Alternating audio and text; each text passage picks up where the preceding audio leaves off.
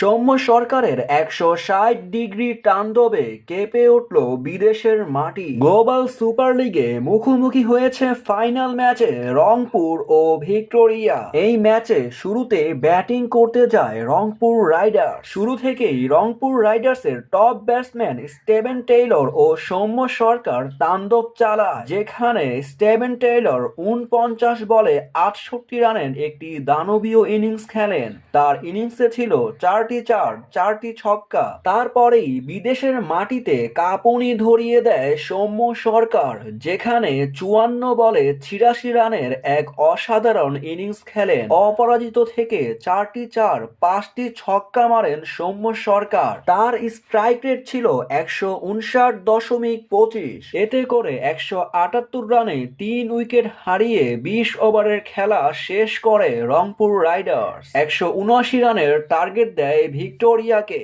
Final ম্যাচে সৌম্য সরকারের এমন জাদুকরী পারফরমেন্স দেখে মুগ্ধ হয়েছে কোটি কোটি দর্শক।